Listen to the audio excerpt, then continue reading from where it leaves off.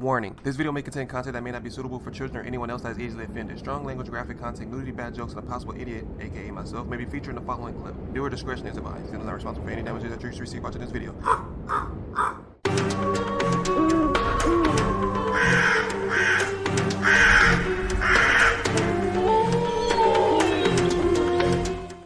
Konbanwa, watashi ne nome wa Reprisalzems desu. Yorishiku onegashimasu.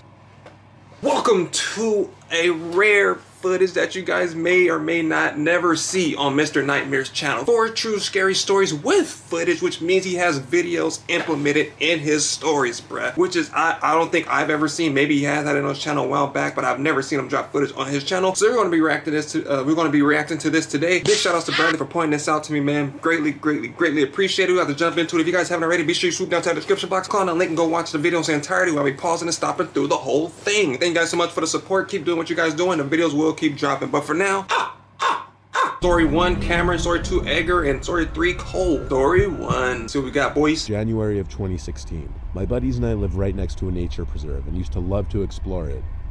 It was a weekend and we were looking for something to do. And being mischievous, we decided to go explore the storm drain that supplied water to the creek of the nature preserve.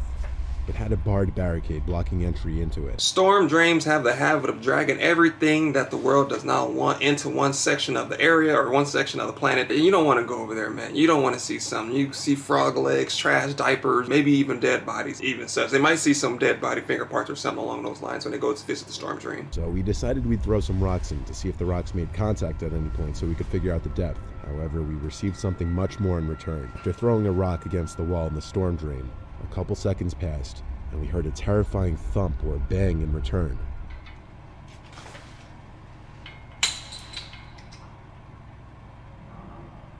Dusk was approaching, so we called it a day and watched back over the video we recorded of it. The next weekend, gathered a few more buddies, and we decided we would unbolt the barricade to the drain on the side. Got the barricade to fall down, and we made our entrance. It went in about 20 feet until it hit a dead end.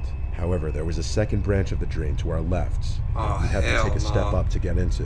We proceeded in one by one, all 5 of us. At first, it was nothing but spider webs and mud. If you guys have to, if you just happen to do some outrageous stuff that you shouldn't be doing, just make sure you're in the middle, because 9 times out of 10, something's going to happen to the person in the front and something probably is going to grab the person in the back. So you want to be in that little happy medium or happy, medium somewhere where you still have the chance to survive. So if the person in the back is getting eaten, you have the chance to either go forward, and if the person that's getting eaten from the front, then you have the chance to run backwards towards the entrance. Knowledge tips with Zems, man. I'm going to save you guys. I'm telling you, man. Take notes. We traveled about 500 to 1,000 feet into the drain as it kept getting skinnier. 1,000 We had to feet. duck to proceed. We're all frozen in our tracks as we heard the same exact thump we heard the weekend before. A scary and hard to describe sound. We had no signal and were beyond terrified at that point because we were all right next to each other and the noise had come from much further away. At this point, my friend decided to start recording in case anything else happened. Chupacabra. We made it out of the drain safely without anything else happening. Oh. The scariest and most chilling part of this whole story was when I reviewed the video and saw a slight outline of a head at one of the turns of the drain. Nuh-uh. This couldn't possibly have been one of us because we had all been together. I took a screenshot of it and zoomed in as far as I could, and well, I was horrified. It does look like There in the frame was a demon-shaped looking head with glowing eyes and what appeared to be pointy ears. To this day, we have never gone back into that nature preserve, let alone the storm drain. I don't know what's up with these nature preserves and wildlife reserves and all this other stuff. Yellowstone, like all these stories of people disappearing. Just stay away from there. It's something going on, bruh. It's some kind of energy or maybe some portal of the underworld somewhere near there.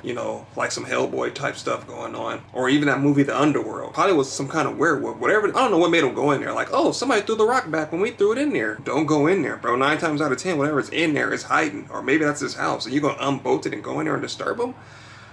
My goodness, bro. I don't know what that was. It looked like a demon. He had like a Johnny Bravo shaped head going on, like a crimson chin or something. But demon, no demon, whatever that was, nice enough to not clap their cheek. It all started when a group of friends and I decided to start exploring abandoned warehouses due to the stories and myths surrounding them in our hometown, Laredo, Texas. Texas? The story surrounding the area of warehouses was that the buildings were haunted due to immigrant workers being worked and mistreated to death. Local news covered the death of many of the workers. Many of the deaths were also ignored by the authorities due to the illegal status of the workers. In the warehouse that we visited, The company was in charge of the maintenance of the railroad tracks as well as the disposing of hazardous material. The video I recorded, barrels filled with chemical wastes are seen spilled open. Warehouses are located in a part of town where there's nothing really around except for train tracks. You better put some protective gear on. You talking about some fluids and stuff leaking out of pipes. You'll grow an extra ear. You probably look like the little fish thing from The Simpsons. The Hispanic culture of my city gave rise to the stories about railroad workers that had lost their lives in the area. We decided to explore the warehouse during the day and then during the night. In our daytime exploration,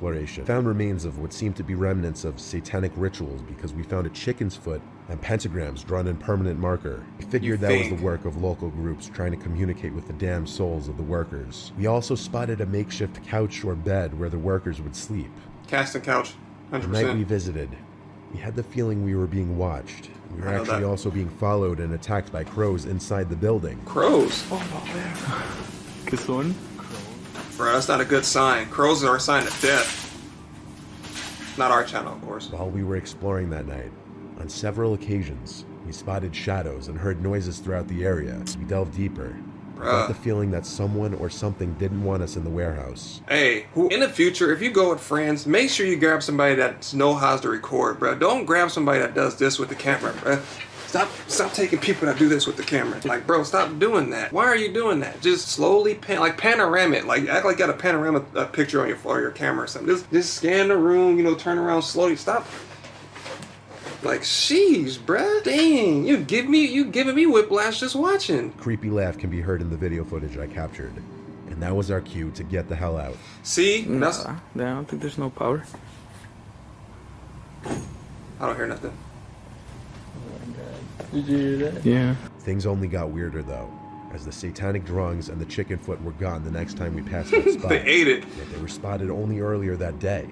I'm completely convinced that someone or something was stalking us in that warehouse that night.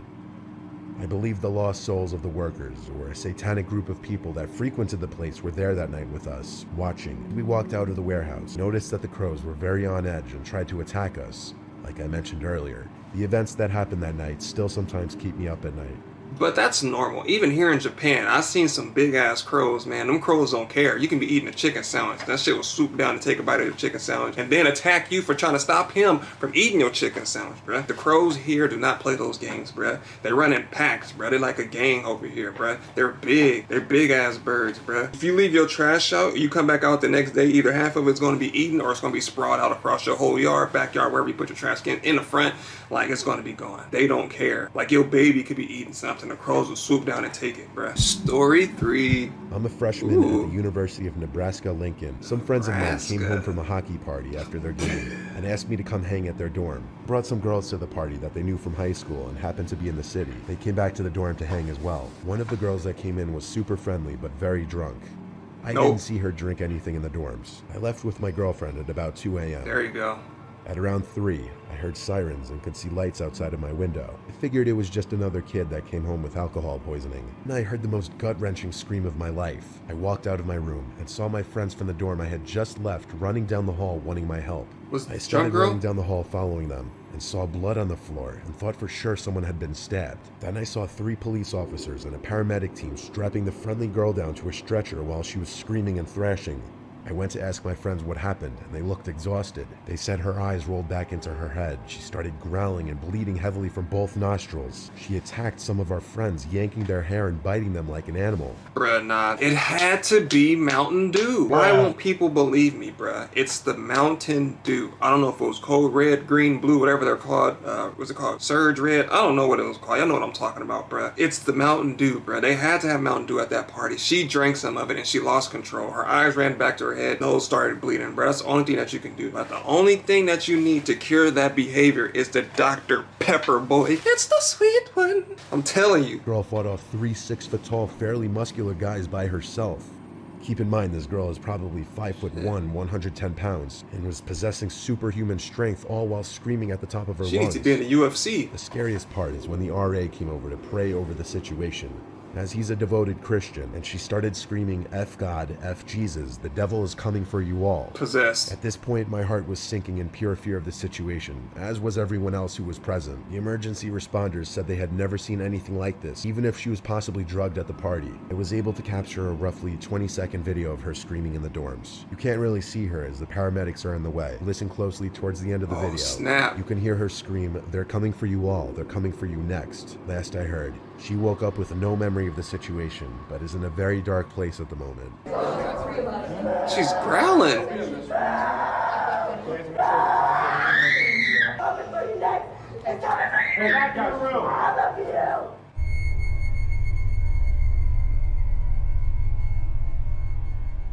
Bruh, nah, she gotta go, bruh. If I'm her dorm mate, she got to go, bruh. I don't care. Her stuff is gonna be in the hallways once she gets back, bruh. Take your transcripts, your luggage, your textbooks, turn those into the library or the education center, wherever you get your books from. You're gone, bruh. You're not coming back to that room, bruh. That's a possession scream. I heard that scream in a lot of freaking movies. Was it Case 39? The Exorcism of Emily Rose. What else? Hostel. These are not normal screams, bruh. These are petrified, horrific, weirdo. Like, I don't know, bruh. Something was wrong with her.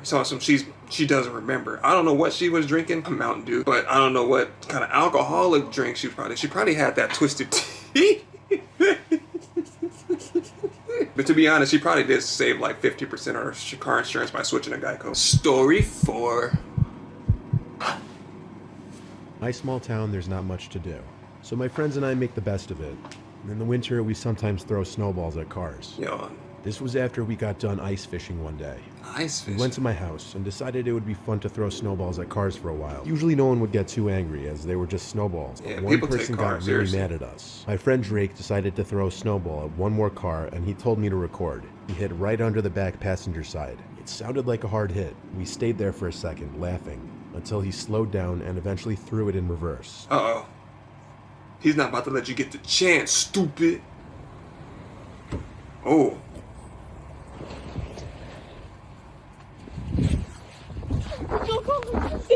Yo, you better run, bro. He got that wrong turn truck. Hold on, bro. He's right there. Yo, he's not coming. He's not pulling in. He's not pulling in. He's not about that life. Ran and hid behind a car in a different parking lot, and he pulled in about 5 feet from us, but he didn't see us. So we ran home. Yo, I'm sorry to stop it. This reminds me of the time, I kid you not, I was living in Los Angeles. I think I was staying on, it was called 92nd and Page Street or something like that. But me and my brother used to throw rocks at ice cream trucks, and we used to run. So he drives off, boop, he's like, "Arr!" He tries to get out the ice cream truck, so me and my brother run back the other way. He gets in his ice cream truck, and he starts reversing, like, so me and my brother, we're running, we go around the other corner, he's still chasing us. And then we lap around the block. So we lap around the block and then we get to our next door neighbor's car. His name was Arthur. We get into his auntie's car and we lay in the back seat, right? So as we're laying in the back seat, the ice cream truck pulls up. Like he comes, because that's where he just came from. Like we're living in an area. He comes, right? He stops like this. So when he stops, me and my brother, we live in the back of his auntie's car and we were sitting right here looking up like this. And he sticks his head out of the ice cream truck window and he goes like this. He looks like that and he goes back in. All he had to do was just go like this and he would have seen us, bro. That was like some action movie, Mission Impossible type stuff, bro. Man, no, it was scary. My heart was like... That's when I stopped recording. When we got home, we took off our jackets and sat down to watch the video I just took. But we were interrupted by this sound.